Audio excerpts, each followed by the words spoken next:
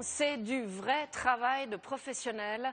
À Bruxelles, 8 hommes armés se sont attaqués à un fourgon de la Brinks qui était en train de charger de précieux colis dans un avion à destination de Zurich.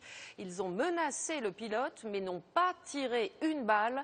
Ils ont réussi à s'emparer d'un butin conséquent, 37 millions d'euros d'après les Diamantaires, peut-être plus. Les faits avec François Baudonnet et Bertrand Catrice. Les fourgons de la police fédérale belge sont arrivés par dizaines. Il est 20 h. Au bord des pistes de l'aéroport, les enquêteurs ne peuvent que constater les faits. Le commando lourdement armé est reparti par cette porte sans être inquiété. Quelques minutes auparavant, en pleine heure de pointe, alors que des dizaines d'avions atterrissent et décollent, 2 véhicules avec à leur bord 8 hommes cagoulés surgissent sur le tarmac. Ils se rendent auprès d'un avion de la Swissair, prêt au décollage. Les malfaiteurs menacent alors de leurs armes des convoyeurs de la Brinks. Ils se font remettre 120 sacs avec des diamants, valeur estimée 37 millions d'euros. Personne n'a tiré, personne n'a été blessé, mais tout le monde présent, entre autres le pilote et le copilote et les gardiens du transport de valeur, ont été braqués.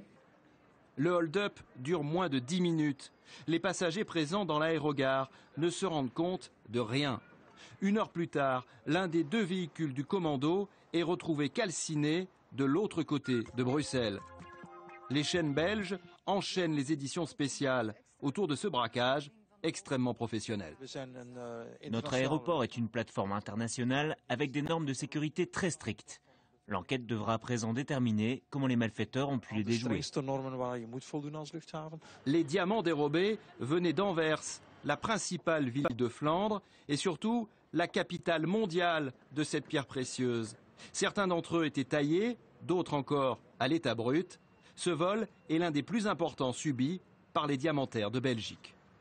On l'a dit, au moins 37 millions d'euros, c'est un butin important. Alors comment les malfaiteurs ont-ils pu déjouer tous les systèmes de sécurité? Pour le savoir, nous retrouvons François Baudonnet en direct de Bruxelles. François, bonjour. Leur organisation apparemment était sans faille.